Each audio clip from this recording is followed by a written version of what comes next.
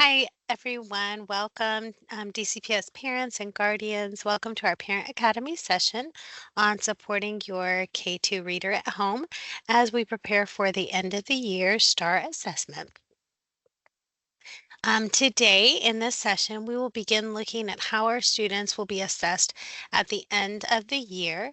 We're going to be actually examining some ways that you can help support your students with their reading and writing at home. And we will also move into some resources that will support you in your home setting.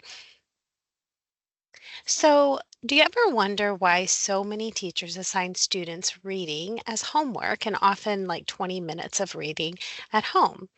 There is a well known study by Nagy and Herman that indicates that students who read at least 20 minutes a day have a clear literacy advantage over students who read less or don't read at all. So if you take a look at the picture on your screen, what you'll notice about this is that students who read approximately 20 minutes a day, as often assigned in schools, they will end up reading 3,600 minutes in a school year, which is almost 2 million words. That puts them in the 90th percentile often of where they will need to be.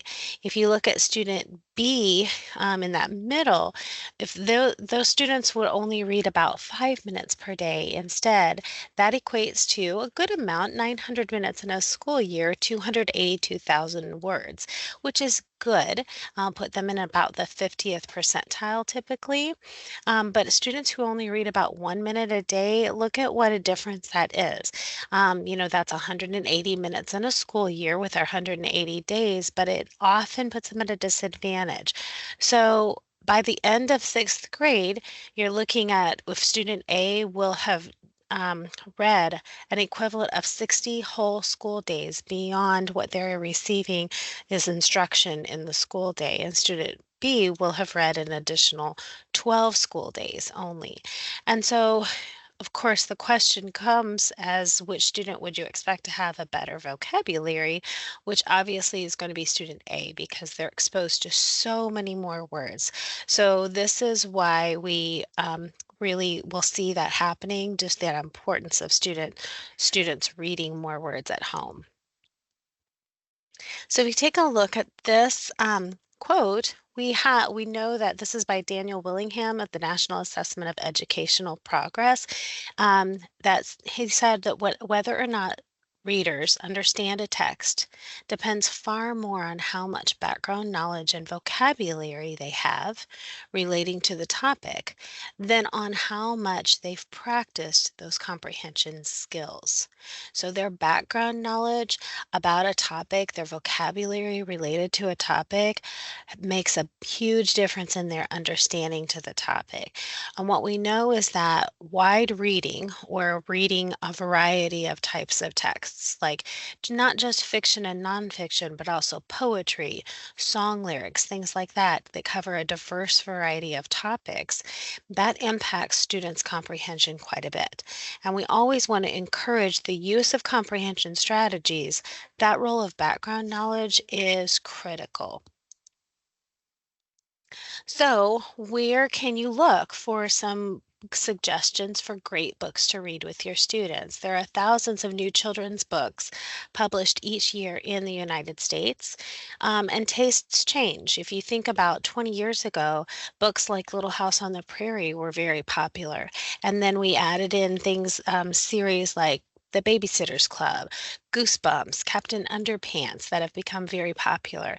Now we enjoy a great diversity of children's literature and have come a long way from the picture books that we've had, 50 years ago with just two to three colors.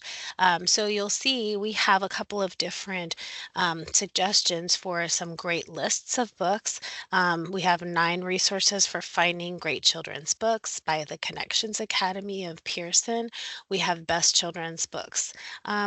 Link for you 100 best children's books of all time, and then Amazon Prime or Amazon, who actually publishes an updated books list every year out of the all of the children's books published in the new year. Their editors pick the top 20 books of the year for children for readers of all ages, and then also the top 20 in each of those categories. And that even includes books like comic books, graphic novels, anime. That all counts as reading outside the classroom. And all of these links will be provided in the PowerPoint at the end of our presentation today. So I just wanted to share that with you. There's also another great place that you can take a look at some books. We know that reading aloud to children has been shown to improve reading, writing, and communication skills, their logical thinking, concentration, their general academic aptitude, as well as inspiring a lifelong love of reading. So you will often hear we have a lot of teachers that will even tap into Storyline Online in their classrooms to have an engaging way for students to hear books being read aloud. Doctors and nurses often play Storyline Online in children's hospitals. It is available 24 hours a day for children, parents, caregivers, and educators worldwide. Each book that is read includes supplemental curriculum developed by a credentialed elementary educator, aiming to strengthen their comprehension, verbal, and written skills for English language learners. And the stories are read aloud by celebrated actors. You can see on the screen we've got several actors that well, students would recognize and enjoy hearing stories read aloud by them. So that's on Storyline Online. We also wanted to make you aware of our mayor's Duval Reading Initiative called River City Readers by Mayor Deegan. It's an ongoing citywide literacy challenge for school-aged children. And Mayor Deegan challenges all of Jacksonville to download a free app called Beanstack, and you can scan the QR code on the screen for more information about that. But through the app, children and their caregivers will be able to log your reading minutes with an individual goal of reading that 20 minutes per day that we talked about. So, and you can go find out more information about the River City Readers program by going to the link you see on the screen, which is jacksonville.gov /River City Readers. And we also wanted to make you aware, you may have already heard about this at your child's school, of a great program called New Worlds Reading.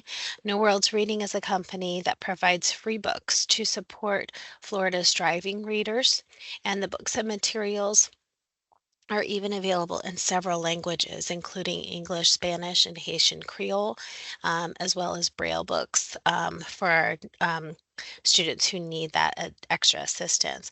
And so this is a program that you can do. The eligibility to qualify is specifically for students who are either in VPK, pre-K students who are not yet meeting their age appropriate standards, or if they're in elementary in K-5, that they are not yet reading on grade level. So the program is specifically designed to help support students who are not quite where they need to be with reading, and helps provide that information. So there's an enrollment link that is on this PowerPoint, again, that we'll share with you right at the end.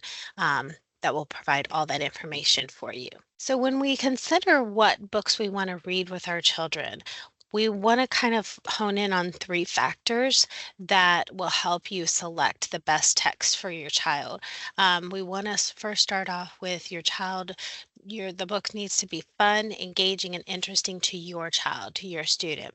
Um, the reading level itself should not be the primary consideration. It should not be the only thing you're looking at. Is this just for my students' grade level? But giving them some choice. We want students to really want to read the books.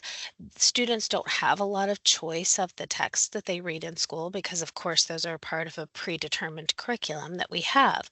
So incorporating choice and interest of what you're reading with your child at home is really key. We also do want to be mindful of the Lexile level of the texts and the reading ability of your student, just so we can help them avoid frustration with reading. So just to share a little bit more about what that will look like, these are Lexile ranges. that comes from our Florida Best Standards in English Language Arts. They're divided by grade band and provide a valuable tool for teachers, parents, and students as a measure of how difficult a text is. This can help guide you in selecting books that are the most appropriate reading range for your child, but keep in mind that you do not need to stay locked into these ranges. Students' background knowledge and interest level about topics can affect this. So, for example, a student may be able to read and understand a literary text, a story at a higher Lexile level than maybe what they would in informational text, because they're more familiar with stories, with that kind of genre of book. And students who have a lot of background knowledge about a topic can typically read and understand a higher level book about that topic. So if you're wondering about a book's Lexile level, you can just check the back cover, as some publishers have begun to print Lexile levels on the backs of books. And there are also numerous apps and websites that can help you to determine a book's reading level. But I do want to offer a strong word of caution, as many adult themed books are actually written on an elementary level. So, for example, The Grapes of Wrath, The Silence of the Lamb, the Twilight series, those are all actually written at approximately third grade reading level, but may not be topic wise appropriate for young students. A good general guide is the five finger rule as far as readability. Have your child turn to any page in the book and start reading. And ask your child to hold up one finger each time they come across an unfamiliar word on the page. If five fingers are up before finishing the page, the book may be too difficult for them to read independently. But if they're very interested in the book, it's something that you could help support them with by reading with them at home. So if that gives you a little bit of an idea of how that works. So, we want to give you an idea of how to figure out kind of how well is my child reading when we consider all of the types of testing that we do with students to help figure that out. So, besides our district learning platforms of Waterford for kindergarten students, and then iReady for first and second grade students, we do in Florida administer statewide reading tests 3 times per year through STAR, the STAR company for all K-5 students. And so you'll see, we'll talk a little bit more about what that looks like with the STARS, early literacy and reading. So, what that looks like in across the state of Florida is we have kindergarten through second grade doing their fast testing at the beginning of the year from August and September, in the middle of the year in December into January, and then at the end of the year coming up, students will take their end of the year tests from April 16th through May 29th. Of course, we've already finished the first two for the year. And so here's what that looks like by grade level for our students in K-2. So kindergarten students will all start at the beginning of the year with STAR Early Literacy Assessment. And if they score, and I'll show you in a minute kind of what the difference is between those two, some different types of test questions. But for a STAR Early Literacy, if their score ever reaches at or above 852, which is kind of our key number. Then the next time they take the test, when it's like PM2, for example, they will actually bump up to STAR reading test. First graders also start with that same STAR early literacy assessment, and at any point, if they again score at or above 852, which means they're probable readers at that point, they will take the STAR reading test for the next test. The difference is for PM3 in the spring, which we'll have coming up starting in April, for first grade students, we have all first grade students attempt the STAR reading test. No matter what their score has been up until that point, they must attempt the STAR reading test. If they do score at least 852, if they do not score at least 852, they can go back to STAR early literacy if they're not able to pass the practice on that because it's too difficult. Beginning with PM1 in the fall for second grade, all students must attempt the STAR reading test. And again, if they are not able to pass that practice because it's too difficult for them to get past it, they will be given they'll be able to go back to the STAR early literacy test.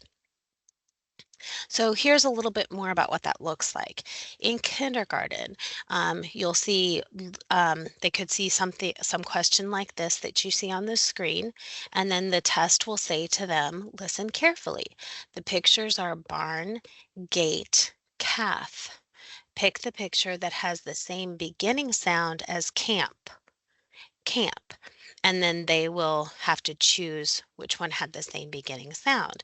And then for first grade, it might shift over to words and it would say, look at the words, pick the word make.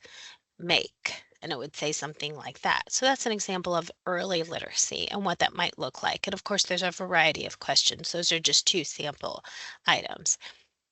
And star reading, once they're up into the star reading questions, just to give you an idea of what that looks like.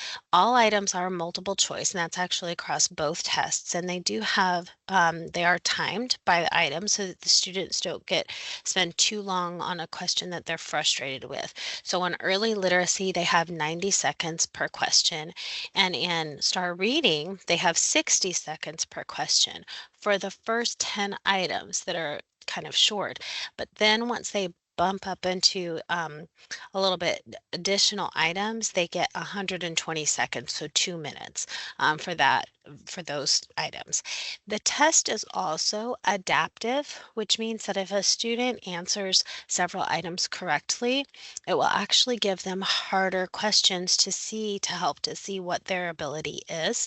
If they need something that's a little more challenging, if they miss answers, it will give them easier questions so that we can figure out exactly what the student is able to do. However, the test will never ask them questions about standards or benchmarks outside of their own grade level. So if they're in first grade, it may push them to more difficult questions, but won't give them skills, strategies, benchmarks outside first grade level. And so here's what some more sample items if we're in the star reading. So a kindergartner who has passed the 852 and is in the star reading category, one question that they might see is what you see on the screen. The ball is green. Green tells how the ball, and they choose feels, looks, or sounds. And if they're in first grade, an option, a sample question might be, Desi has a new puppy. The puppy likes to bark and run fast. The puppy is small, but she will get bigger. And then what word tells how Desi's puppy looks? So the students would choose that one. And then here you see a second grade example. So you'll see the text is just a little bit longer. And then the question is, what lesson does the story tell? So it's giving them a little bit higher level with that.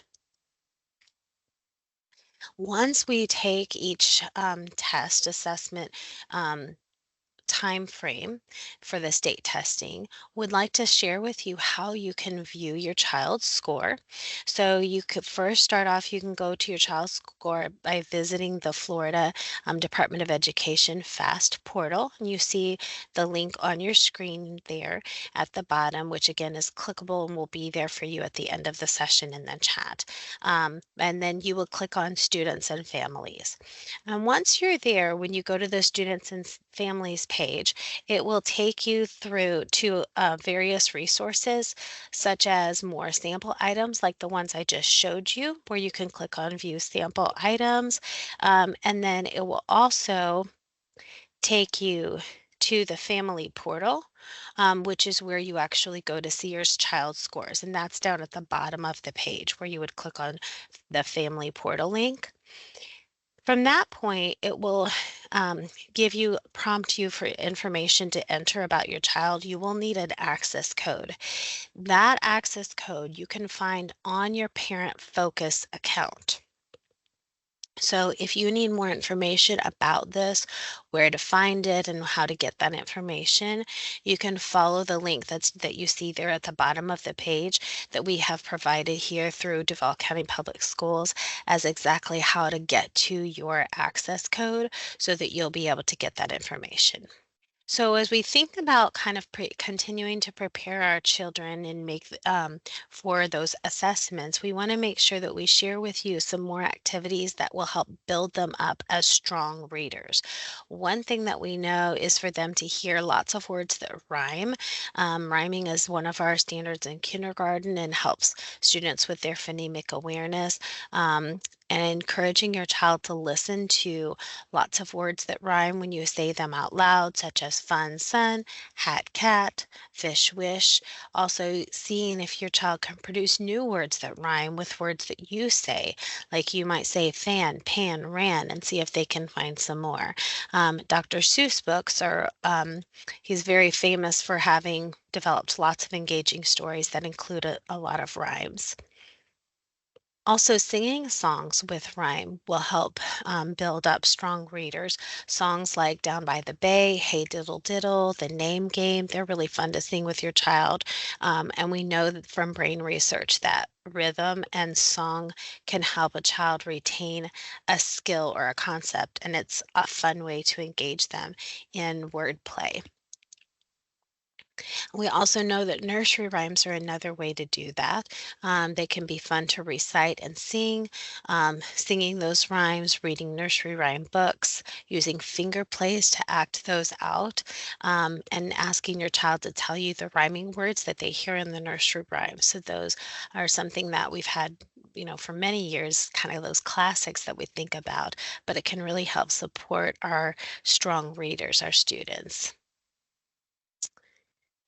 We also have some great resources on the Khan Academy website that you can go visit, khanacademy.org, and they provide tons of free resources for you as parents, but they also have a free app that I want to share with you to tell you a little about it.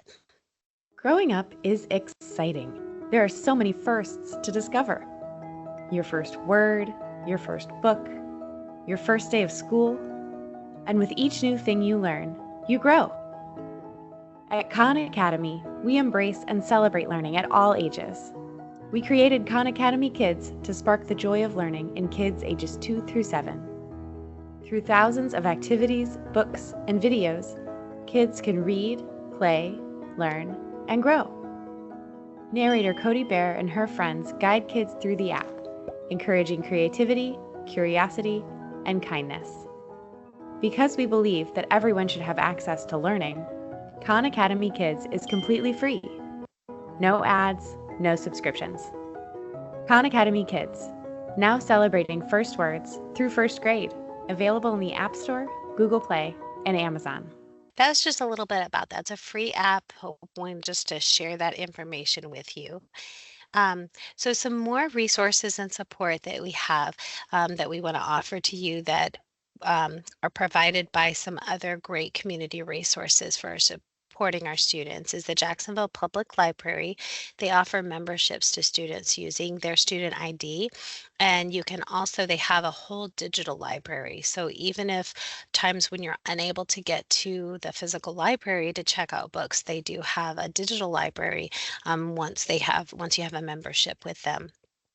And from our friends at readingrockets.org, they offer free bookmarks that you can keep with you as you're reading through books with your child. And they have some great questions and sentence starters to use when you're talking with your students about what they're reading about their books. So those are a couple of resources that are great help for you. We also want to help students with K-2 especially. We want to help practice their phonics skills to help them learn how to decode new words, how to sound out new words. Teacher Monster to Read is another great website that has fun, engaging activities to help build students' ability with phonics as they're learning to read new words, as well as Starfall. And they have some of the things with Starfall Waterfall are free. That you can actually pay for a membership beyond that, but they have lots of free activities as well. But those are a couple that are some great activities. And you also may have heard about some of the activities that your students can do at home through our DCPS blended learning platforms, iReady, which is available to all of our first and second grade students, as well as Waterford Reading Academy for our kindergarten students. So all of those provide lots of engaging practice for your students to build their skills as they learn to read. We also have a lot of suggested things that you can do when you're out and about with your child to encourage them. If you're thinking about when you're cooking, have your child helping you in the kitchen, show them your child the recipe and go over it together. Ask your child to read any of the words in the recipe that they're able to read and with you as you work and explain why each step must be done in a special order. That's actually a skill that students really need to understand about text. A lot of stories have to go in a certain order, so that helps build that up for them. Encourage your new child to write down other recipes from cookbooks and websites that they would like to help make, that your child would like to help you with in the kitchen. So that's another one. And so each of those could be helpful to your students. Eating out, they won't even realize when you're student that you're asking them to read, but you can have them read from a menu to order for themselves. And when you're at the grocery store, let your child read the ingredients that they needed for their recipe, create that shopping list together, bring in math skills when they're determining which size product to buy. Those are some other ways to help support them that are just easy, things you have to do anyway, and just involve them in that, and that's going to help build their literacy. Also, supporting your child with writing. We want to, again, just like reading, we want to give them some choice, building some excitement for them about what do they want to write, suggesting things like writing down what daily events they're going to do, recording their thoughts. That they have about something. And you can help kickstart that activity by identifying some topics that they could write about, giving them some ideas, maybe their friends, school, at home, things that they see outside, animals that they like. Keeping a journal for yourself too, and saying, well, I'm going to write about this while you're writing about it, and then comparing your notes at the end of the week. So that's kind of fun. And then reading aloud, have your child read to you what they wrote, is another great way for them to engage in their writing. And just a little bit about what they're doing in our classrooms in K-2. We have a curriculum called Benchmark Advance. And so these are three examples of some of the types of texts that they will have that they're learning about, different kinds of characters. In all three grade levels, they'll be learning about that, and it helps maximize that potential of every student. We built all of these. The curriculum is built on our Florida Best standards, an ELA, and it helps them build their knowledge across topics. So you'll see, like, this is an example of a unit that we have that's the same unit from all three grade levels, but in one grade level, they're learning that we have many kind of characters. Another grade level has that every story just has characters, like a kindergarten, for example. And then, like in second grade, they're learning more about specific challenges that characters face. So, some things we do want you to remember is as you work on how to support your student is to stay involved and connected with the school and the teachers. We want you to feel like you can take advantage of all of the resources that are offered to you, including those online resources. That's going to make sure that you are getting access to everything that you need to help your student. And also read a variety of books with your children, whether they're stories, we call those literary, informational texts, that's completely okay too. But reading lots of different stories with your child is one of the best ways to help them grow as readers. And we want to make sure we really that you know that we really appreciate all that you do as parents. Just being here is already showing how you want to help support your child as they think about some of the challenges of taking reading tests and things like that. We want them to know that what you to know that your involvement is very important in helping them do that, but we're also here to support you. And this is a list of the team that we have here and the ELA department for Duval County Schools, and we're all here to support you. So if you have any questions, you can always email any of us. My name is that middle one on the list, Margina Edwards. But any of us here that we are here to support you. But we really want to just let you know we appreciate you taking the time out of your busy schedule to seek out ways to support your child academically. Your child's success is really the most important thing to us. That's what drives our job every day, and we're available to support you in any way that we can. Thank you so much, everyone. Have a great afternoon. Thank you.